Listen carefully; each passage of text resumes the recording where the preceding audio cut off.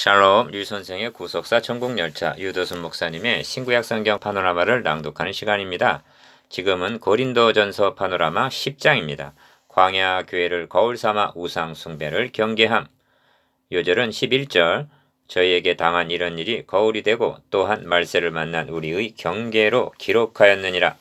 10장의 중심점은 광야 교회를 거울 삼아 우상 숭배를 경계함이 있습니다. 어찌하여 광야 교회를 거울로 삼고 있는가? 출애굽을 한 사람들 중 다수가 약속의 땅에 들어가지를 못하고 광야에 넘어졌기 때문입니다. 첫째 단원 이를 거울 삼아 선질로 생각하는 자는 넘어질까 조심하라는 12절 경고를 하기 위해서입니다. 선질로 생각하는 자란 지식이 있노라 하는 자들을 가리킵니다. 그들은 지식을 핑계 삼아 우상의 축제에 참여하여 먹고 마시고 했던 것입니다. 이를 경계하는 것은 그러하다가 우상 숭배에 빠질 염려가 있기 때문입니다. 이 점이 8장의 주제와 다른 점입니다. 8장에서는 약한 자들을 위하여 사랑을 나타내고 권면하였으나 10장에서는 강한 자로 자처하는 장본인들을 위한 경계입니다. 그래서 그런즉 내 사랑하는 자들아 우상 숭배하는 일을 피하라 하고 경고합니다. 둘째 단원 14절 그렇다면 그리스도인의 자유는 어떻게 되는가? 그러므로 먹든지 마시든지 무엇을 하든지 다 하나님의 영광을 위하여 하라 하고 셋째 단원 31절 원리적인 말씀으로 결론을 맺습니다. 이를 세 단원으로 나누어 상고하겠습니다. 첫째 단원 1절에서 13절 거울이 된 광야교회, 둘째 단원 14절에서 22절 우상 숭배를 피하라. 셋째 단원 23절에서 33절 다 하나님의 영광을 위하여 하라. 첫째 단원 1절에서 13절 거울이 된 광야교회. 형제들아 너희가 알지 못하기를 내가 원치 아니하노니 우리 조상들이 다 구름 아래 있고 바다 가운데로 지나며 1절 1. 첫째 단원의 중심점은 출애굽 당시 광야교회의 실패를 거울 삼아 경계함이 있습니다. 너희가 알지 못하기를 내가 원치 아니하노니 한 1절 상반절의 의미는 이 중요한 사실을 알기를 원한다는 뜻입니다. 알기를 원하는 내용은 두 방면입니다. 먼저 하나님이 해주신 일을 1절에서 4절 요약해서 말씀합니다. 그런 후에 인간이 한 일을 5절에서 10절 말씀해 줍니다. 그런 후에 저희에게 당한 일이 거울이 되고 또한 말세를 만난 우리의 경계로 기록하였느니라 하고 적용을 시킵니다. 11절 2. 먼저 하나님이 해주신 5가지 영광스러운 일을 진술합니다. 첫째로 우리 조상들이 다 구름 아래 있고 합니다. 1절 중반절 이는 여호와께서 그들 앞에 행하사 낮에는 구름 기둥으로 그들의 길을 인도하시고 출애굽기 13장 21절을 염두에 두고 한 말씀입니다. 둘째로 바다 가운데로 지나며 합니다. 1절 하반절 이는 홍해를 육지같이 건넌 것을 가리킵니다. 셋째로 모세에게 속하여 다 구름과 바다에서 세례를 받고 합니다. 2절 이 말씀의 함축된 의미를 알기 위해서는 모세에게 속하여라는 2절 상반절 의미를 깨달아야만 합니다. 이스라엘 백성들은 400여 동안이나 바로에 속하여 있던 바로의 노예들이었습니다. 그들이 유월절 양의 피로 구속되어 모세에게 속하게 된 것입니다. 어째 모세에게 속하였다고 말씀하는가? 바로와 모세가 사탄과 하나님의 대리자로 등장하기 때문입니다. 고린도 형제들도 전에는 우상 숭배를 하면서 사탄에게 속해 있던 자들이었으나 이제는 예수 그리스도의 구속으로 말미암아 그리스도께 속한 자들이 된 것입니다. 16절 3. 넷째로 다 같은 신령한 식물을 먹으며 합니다. 3절 신령한 식물이란 저에게 만나를 비같이 내려 먹이시며 하늘 양식으로 주셨나니 사람이 권세 있는 자의 떡을 먹으며 하나님이 식물을 충족히 주셨도다 한 시편 78편 24절에서 25절에 나타난 만나를 가리킵니다. 모세는 만나를 너에게 먹이신 것은 사람이 떡으로만 사는 것이 아니요 여호와의 입에서 나오는 모든 말씀으로 사는 줄을 너희로 알게 하려 하심이니라 하고 신명기 8장 3절 이를 말씀으로 해석해주고 있습니다. 4. 다섯째로 다 같은 신령한 음료를 마셨으니 이는 저희를 따르는 신령한 반석으로부터 마셨음에 합니다. 4절 상반절 이는 지팡이로 반석을 쳐서 생수가 솟아나게 함으로 마시게 한 것을 가리킵니다. 이 점에서 주목해야 할 점은 신령한 식물 3절, 신령한 음료, 신령한 반석이라는 4절 표현입니다. 신령한이라고 말씀하면 여기에는 신령한 의미가 있다는 뜻입니다. 그 신령한 의미가 그 반석은 곧 그리스도시라 하는 것입니다. 4절 하반절. 반석만이 그리스도의 상징인 것은 아닙니다. 주님은 요한복음 6장에서는 만나를 49절, 7장에서는 생수를 38절, 자신에 대한 그림자임을 말씀하셨습니다. 이처럼 출애굽 세대들은 하나님의 은총을 입은 자들임을 말씀합니다. 5가지 영광스러운 특권. 1. 저희를 따르는 신령한 반석이란 표현을 유념해야만 합니다. 4절 중반절. 이는 출애굽 당시에도 그리스도께서 목자가 되시어 인도하여 주셨음을 나타냅니다. 인도해 주신 것만이 아닙니다. 구약시대 성도들도 오직 그리스도를 통하여 구원을 얻을 수가 있었음을 가리킵니다. 만약 구약의 성도들이 다른 방도를 통해서 구원을 얻었다고 말한다면 그리스도께서 헛되이 죽으신 것이 되고 마는 것입니다. 그리스도께서 헛되이 죽으신 것. 갈라디아서 2장 21절. 그래도 미심적다면 믿음장을 보시기 바랍니다. 모세가 받은 능욕을 그리스도를 위하여 받는 능욕이라고 말씀합니다. 히브리서 11장 23절에서 26절. 왜 그런가? 신구약을 막론하고 구속주는 오직 그리스도 한 번뿐이기 때문입니다. 여리고의 기생 라합의 의롭다함을 얻었다고 말씀할 수가 있는 것도, 여리고의 기생 라합이 의롭다함을 얻었다고 말씀할 수 있는 것도 야고보서 2장 25절. 정탐꾼을 영접한 것을 그리스도를 영접한 것으로 여겨주셨기 때문에 가능해지는 것입니다. 이것이 성경을 구속사라는 맥락으로 보아야만 하는 이유입니다. 2. 구약에 등장하는 반석에 대해 좀 더 살펴보아야만 하겠습니다. 모세는 신명기 32장에서 반석이라는 말을 9번이나 언급하고 있습니다. 4절, 13절, 15절, 18절, 30절, 31절, 31절, 37절.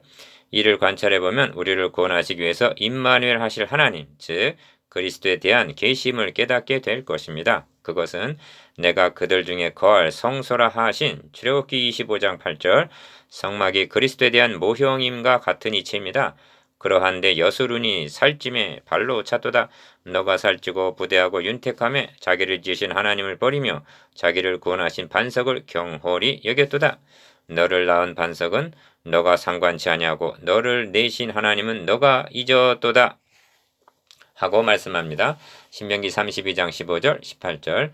저들이 발로 찼다는 반석은 임마누엘 하나님에 대한 상징이었던 것입니다. 출애굽 사건은 단순한 이스라엘의 역사가 아닙니다. 바로의 노예였던 이스라엘을 해방시키는 것을 예표로 하여 죽기를 무수함으로 사탄에게 매어 종 노릇하는 우리를 구원하시려는 구원 계시입니다. 하나님은 어린아이와 같은 우리를 깨우치시기 위하여 예표로 모형으로 그림자로 말씀해 주셨습니다. 히브리서 1장 1절. 그러므로 유월절 양은 그리스도에 대한 예표요. 홍해 도화는 세례를 상징하고 너는 반석을 치라 그것에서 물이 나리니 백성이 마시리라 하심은 출애굽기 17장 6절.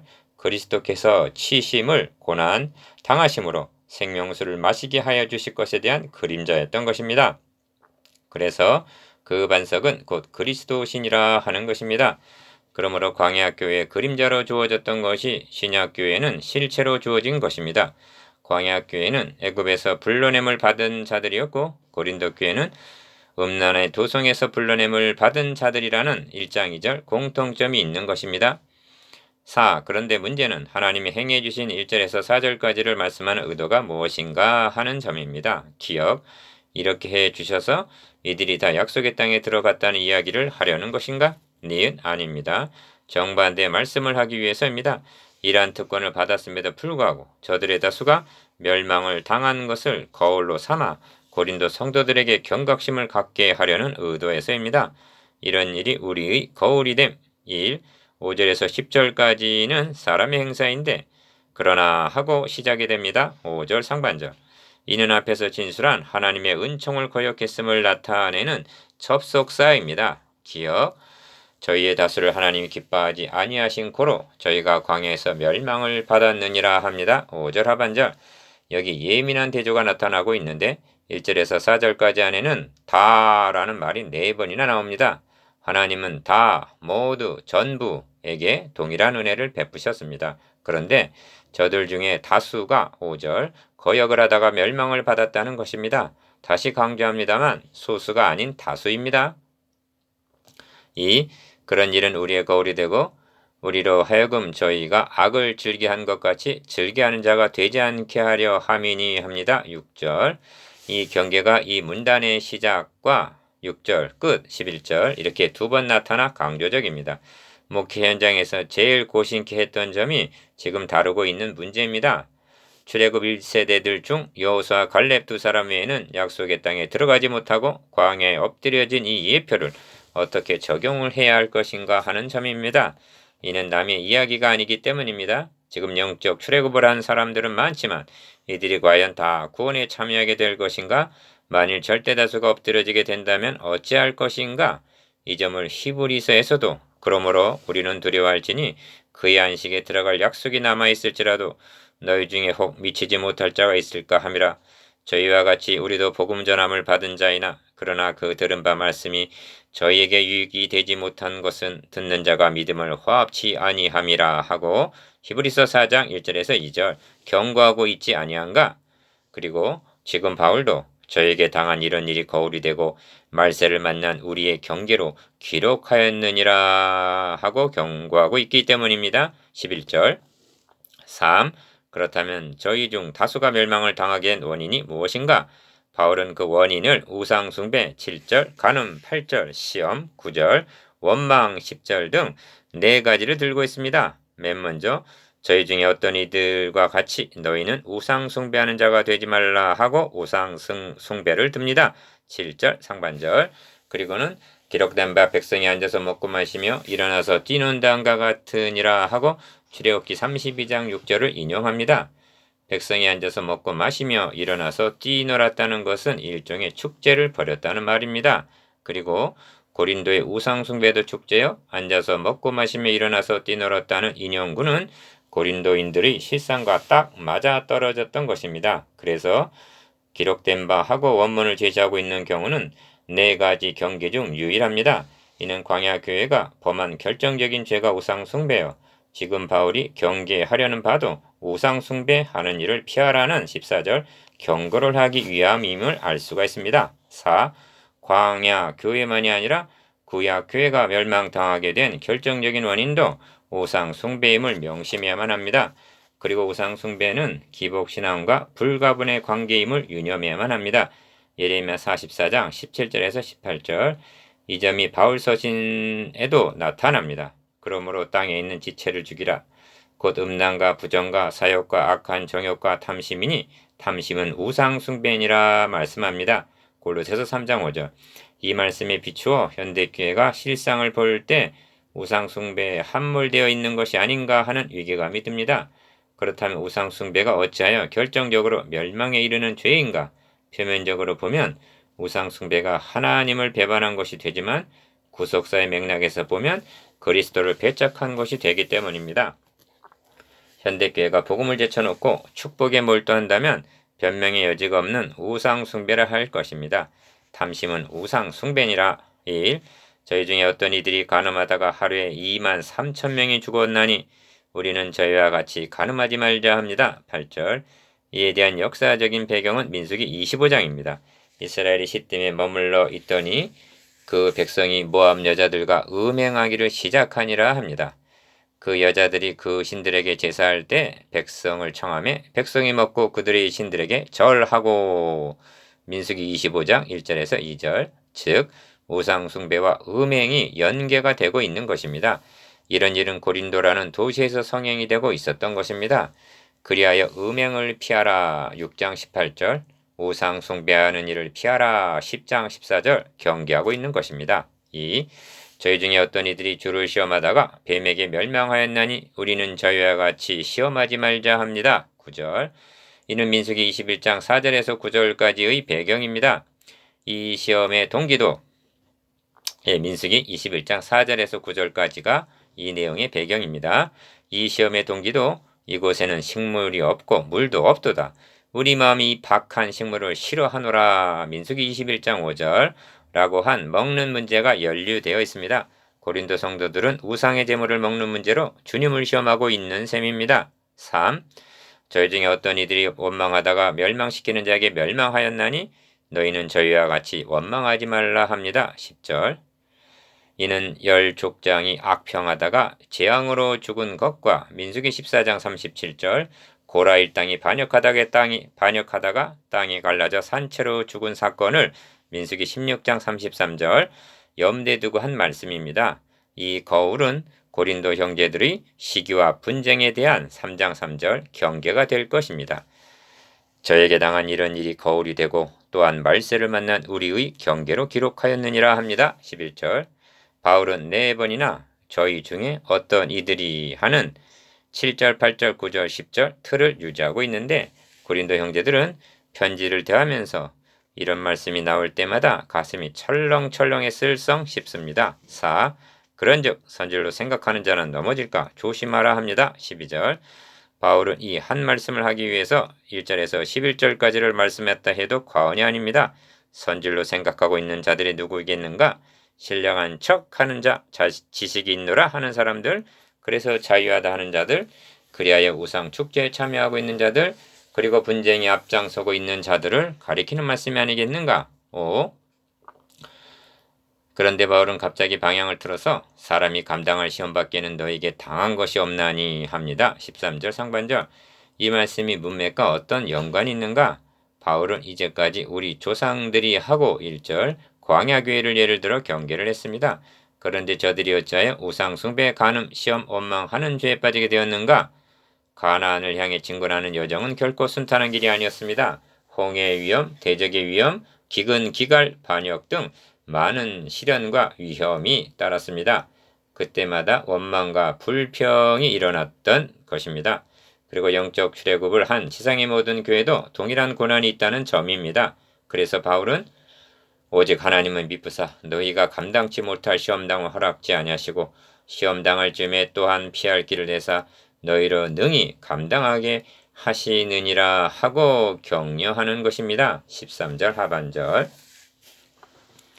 6. 이 말씀의 핵심은 하나님의 미쁘심에 있습니다. 바울은 1장 9절에서도 하나님은 미쁘시도다 하고 하나님의 진실하심을 말씀했습니다. 그 미쁘심을 출애굽의 여정이 여실히 말해주고 있습니다.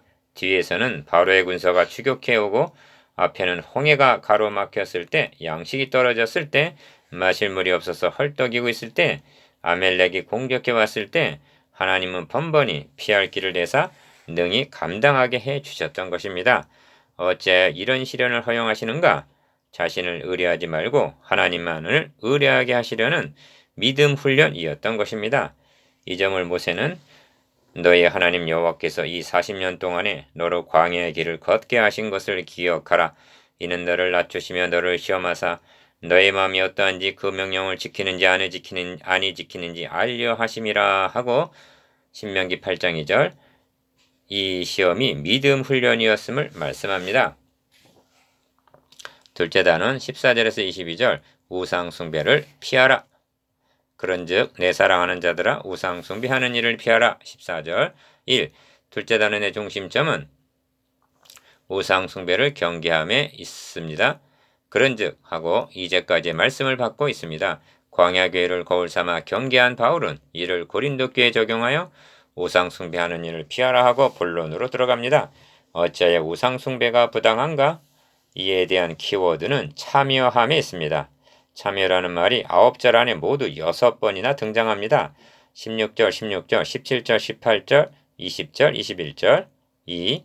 16절에서 21절까지 안에는 세 방면의 참여함이 있습니다.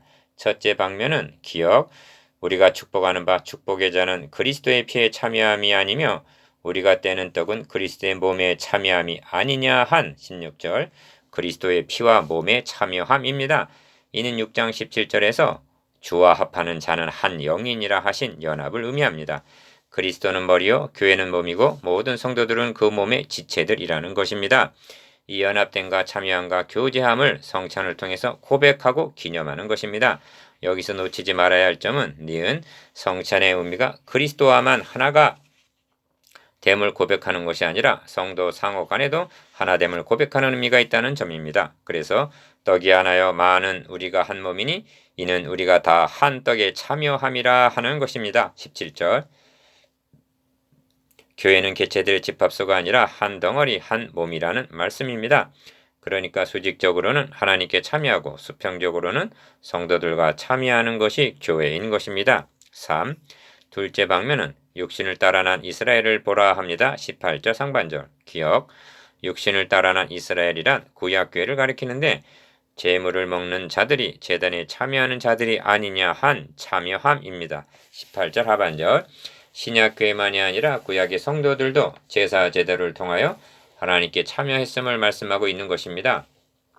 하나님 앞에 제사 예배를 드린 후에 제사 예배 곧 예배를 드린 후에 니은 너의 하나님 여호와 앞에서 너는 너의 자녀와 노비와 성중에 거하는 레위인과 함께 그것을 먹으라 하신 대로 신명기 12장 18절 제물을 나누어 먹음으로 하나님과 이웃과의 교제에 참여했던 것입니다.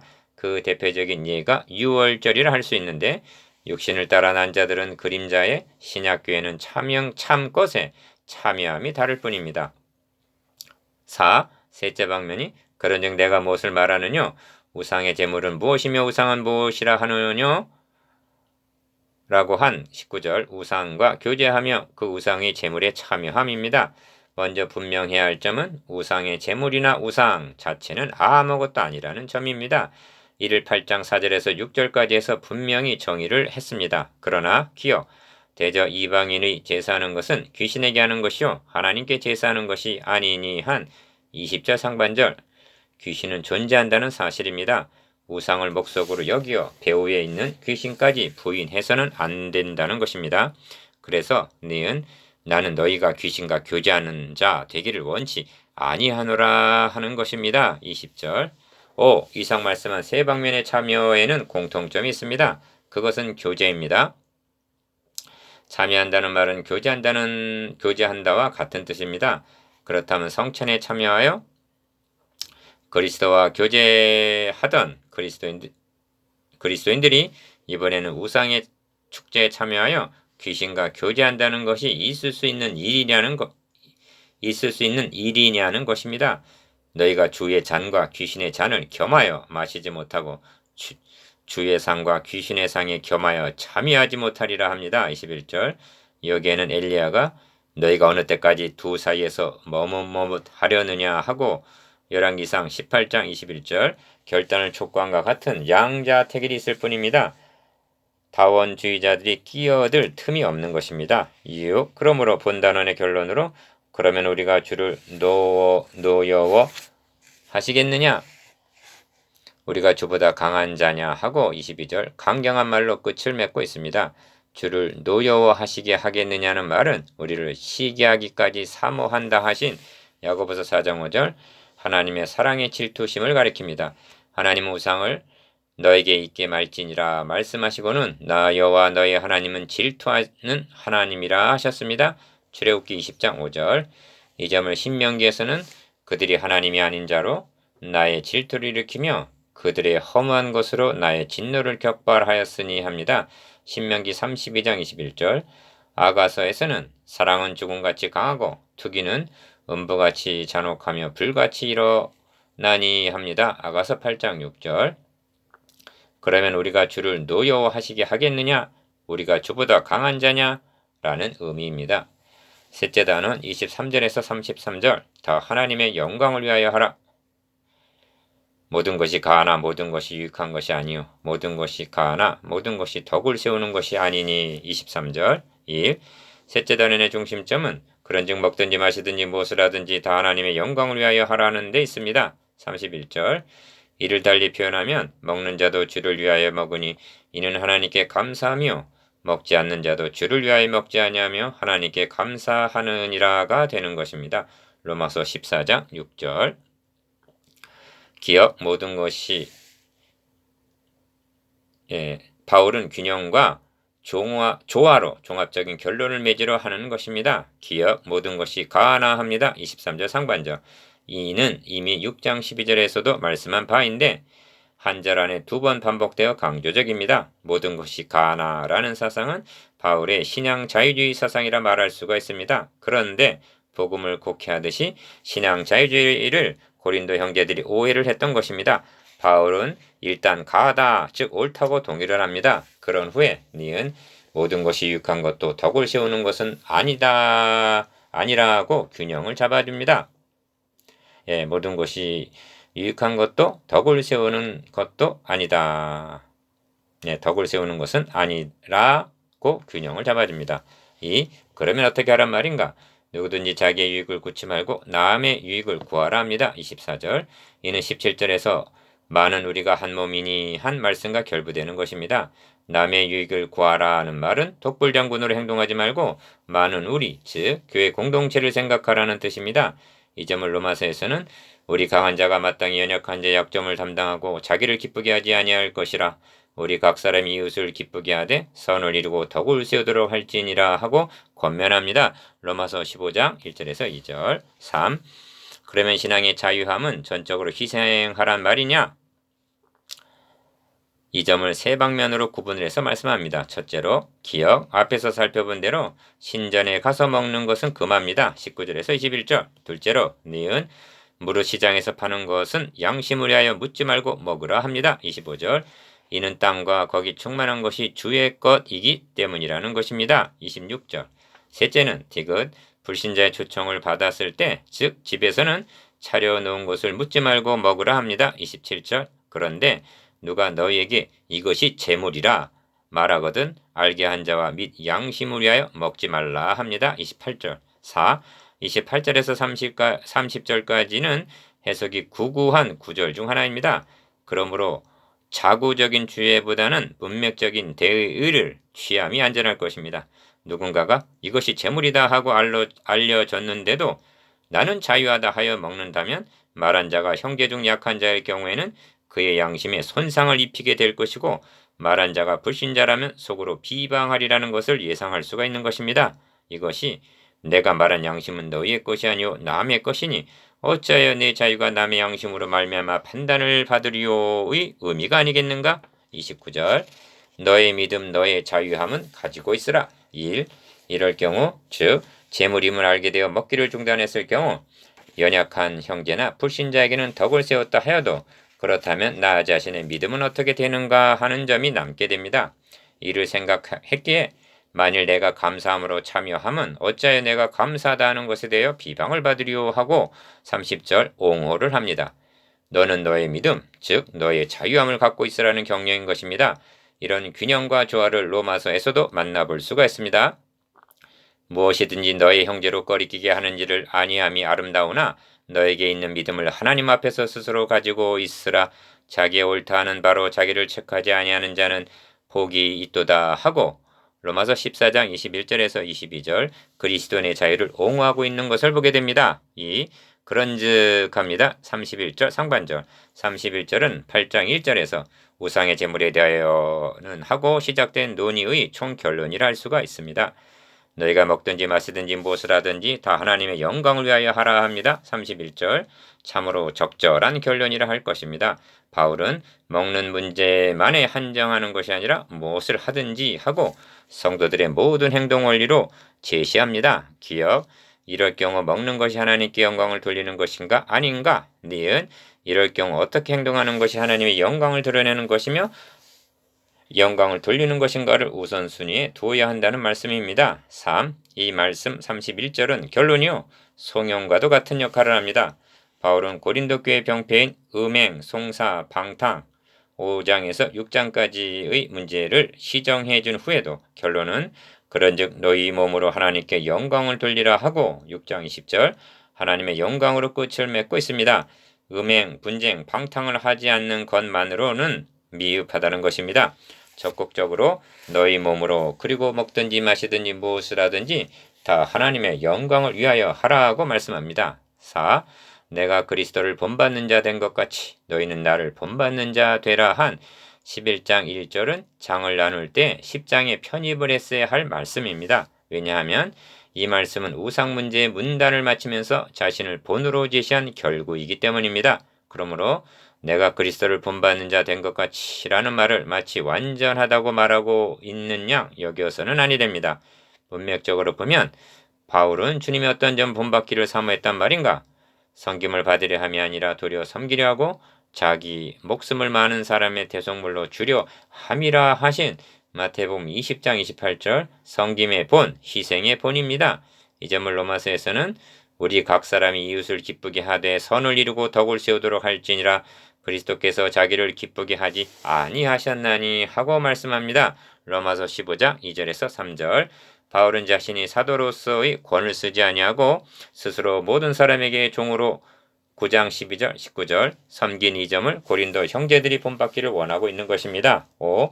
이러한 바울의 심정이 나와 같이 모든 일에 모든 사람을 기쁘게 하여 나의 유익을 구치하냐고 많은 사람의 유익을 구하여 저희로 구원을 얻게 하라 하는 33절 말씀에 드러납니다.